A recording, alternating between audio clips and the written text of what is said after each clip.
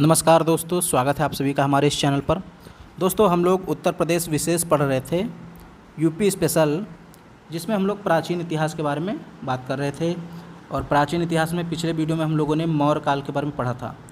उत्तर प्रदेश से संबंधित जितनी भी चीज़ें थीं मौर्य काल से रिलेटेड, वो सब हम लोगों ने पढ़ लिया है। आज उसी के आगे हम लोग मौर्योत्तर काल पढ़ेंगे।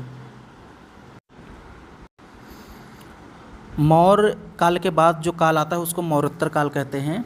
मौर्य वंश के अंतिम शासक बृहद्रथ थे। उनकी हत्या पुष्यमित्र शुंग ने 185 ईसा पूर्व में कर दी और वो मगध का सम्राट बन गया। पुष्यमित्र शुंग जो था उसने शुंग वंश की स्थापना की। ये पुष्यमित्र शुंग जो था बृहद्रथ का सेनापति था, तो इसने बृहद्रथ की हत्या कर दी और 185 ईसा पूर्व में खुद मगध का सम्राट बन के पुष्यमित्र शुंग ने शुंग वंश की स्थापना की, शुंग वंश, और इसका प्रथम शासक भी बना। इसकी जानकारी अयोध्या अभिलेख से प्राप्त होती है। अयोध्या अभिलेख, अयोध्या में एक अभिलेख मिला है। इस अभिलेख में बताया गया है कि पुष्यमित्र शुंग ने 2 अश्वमेध यज्ञ भी किए थे। तो ये भी याद रखिए, अयोध्या अभिलेख से जानकारी मिलती है कि पुष्यमित्र शुंग ने 2 अश्वमेध यज्ञ किए थे। अश्वमेध यज्ञ में क्या होता था, घोड़ा छोड़ा जाता था और वो घोड़ा जहाँ जहाँ जाता था वहाँ वहाँ का राज्य अधिकार में ले लिया जाता था, कब्ज़ा कर लिया जाता था। और अगर वहाँ का राजा जो है विरोध करता है तो उसे युद्ध करना पड़ेगा। तो पुष्यमित्र शुंग जो है ये अश्वमेध यज्ञ करता है, 2 करता है, और इसकी जानकारी अयोध्या अभिलेख में मिलती है। और ये यज्ञ कराया किसने था, तो पतंजलि ने कराया था। यही उसके पंडित पुरोहित थे। इन्होंने महाभाष्य नामक व्याकरण ग्रंथ की भी रचना की है। तो पतंजलि जो कि पुष्यमित्र शुंग के पुरोहित थे, इन्होंने यानी पतंजलि ने महाभाष्य नामक व्याकरण ग्रंथ की रचना की। पुष्यमित्र शुंग के अश्वमेध यज्ञ का उल्लेख कालिदास के नाटक मालविकाग्निमित्रम में भी मिलता है। मालविकाग्निमित्रम में मालविका और अग्निमित्र, अग्निमित्र जो था ये पुष्यमित्र शुंग का पुत्र था। तो इन्हीं के बारे में वर्णन मिलता है, इनकी जो प्रेम कथा है उसके बारे में वर्णन मिलता है। तो मालविकाग्निमित्रम जो है, ये मालविका जो थी विदर्भ के शासक यज्ञसेन जो थे उनकी बहन थी, हालांकि सौतेली बहन थी। और अग्निमित्र कौन थे, पुष्यमित्र शुंग के बेटे थे। तो मालविका और अग्निमित्र को मिला करके मालविकाग्निमित्रम ग्रंथ बना और इसके रचयिता कालिदास थे। इसमें इन दोनों की प्रेम कथा का वर्णन है। पुष्यमित्र शुंग के शासनकाल में यूनानी जो थे, जिनको आजकल यवन भी बोला जाता है, इसका एक शासक था डिमिट्रियस। इसने अपने सेनापति मिनांडर के साथ भारत पर आक्रमण किया किंतु पराजित होकर वापस लौट गया। तो याद रखिए, पुष्यमित्र शुंग के शासनकाल में यूनानी शासक डिमिट्रियस ने अपने सेनापति मिनांडर, जिसको मिलिंद कहते हैं, मिलिंद, उसके साथ इसने जो है भारत पर आक्रमण किया, लेकिन पराजित होकर इनको वापस लौटना पड़ा। बाद में डिमिट्रियस और मिनांडर ने भारत के पश्चिमोत्तर सीमा पर साकल को राजधानी बनाकर शासन किया। यानी ये जो है साकल पर अधिकार कर लेते हैं। वर्तमान में जो सियालकोट है पाकिस्तान का, उसे ही पहले साकल बोलते थे। तो साकल पर अधिकार कर लेते हैं कौन, डिमिट्रियस और उसके सेनापति मिलिंद ने, यानी मिनांडर ने, और वहीं पे वो शासन करने लगते हैं।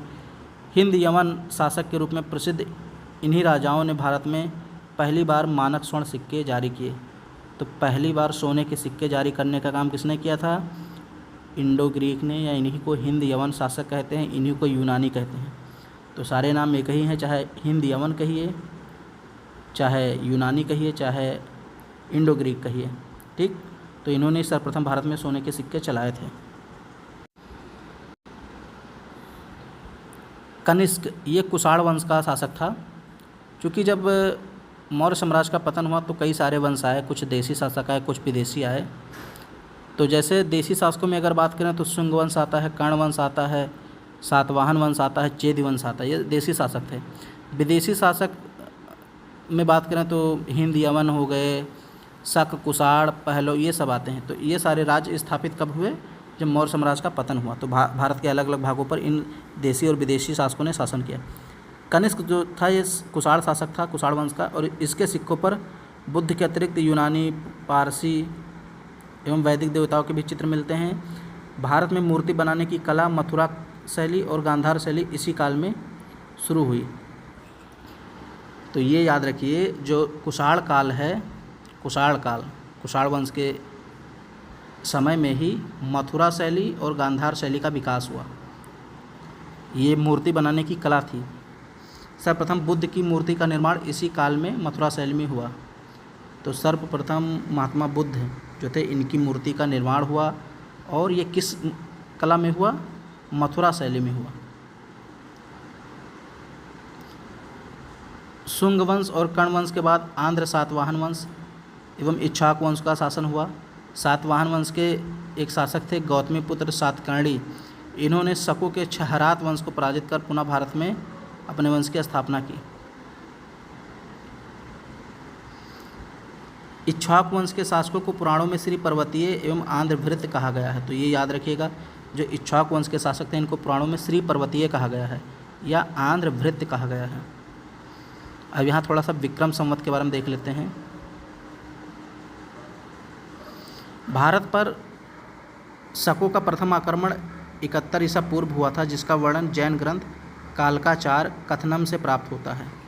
शकों का प्रथम आक्रमण 71 ईसा पूर्व में हुआ और इसका वर्णन जैन ग्रंथ है कालकाचार में प्राप्त होता है, कालकाचार कथनम। इसके अनुसार शकों ने उज्जैन के राजा गर्दभिल्ल को मारकर समूचे भारत पर कब्जा कर लिया था। शकों का शासन काफ़ी क्रूरतापूर्ण एवं न्यायपूर्ण था। शकों के इस आक्रमण के 14 वर्ष बाद यानी 57 ईसा पूर्व में गर्दभिल्ल के पुत्र विक्रमादित्य ने भारतीय राजाओं का एक संघ बनाकर शकों को पराजित कर खदेड़ने का काम किया। इस सफलता के उपलक्ष्य में विक्रमादित्य ने 57 ईसा पूर्व में विक्रम संवत की स्थापना की थी। तो ये कहानी आपको समझ में आनी चाहिए। सबसे पहली चीज़ तो ये मानिए, जो विक्रम संवत की शुरुआत हुई है शकों के आक्रमण से संबंधित है। शकों ने सर्वप्रथम आक्रमण कब किया?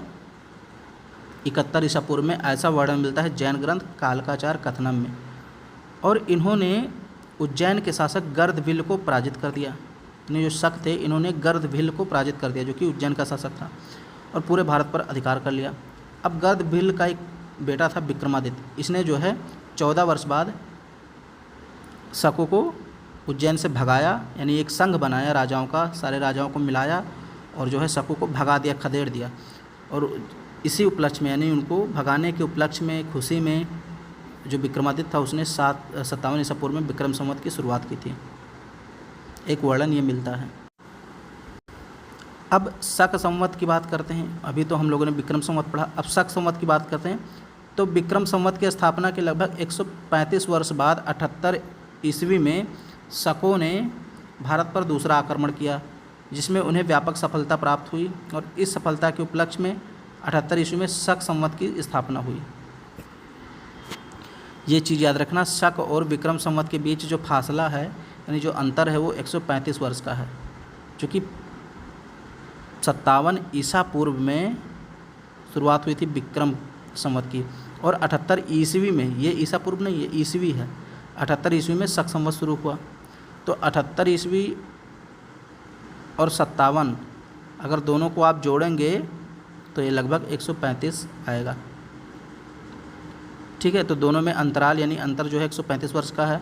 इतिहासकारों का मानना है कि भारत पर शकों का द्वितीय आक्रमण का नेतृत्व कुषाण शासक कनिष्क ने किया था, जिसने मथुरा को अपनी द्वितीय राजधानी तथा वाराणसी को प्रांतीय शासन इकाई बनाया था। भारत का जो राष्ट्रीय कैलेंडर है वो शक संवत पर ही आधारित है, ये याद रखिएगा। आज जो हमारा कैलेंडर है वो शक संवत पर ही आधारित है, जैसे चैत्र और जो भी 12 महीने हैं, चैत वैशाख ज्येष्ठ आषाढ़, ये सारे जो भी हैं ये शक संवत पर ही आधारित हैं, उसी के आधार पर बनाए गए हैं। तो ये था मौर्योत्तर काल, और आगे हम लोग गुप्त काल के बारे में पढ़ेंगे। वीडियो पसंद आए तो उसको लाइक शेयर सब्सक्राइब जरूर करें।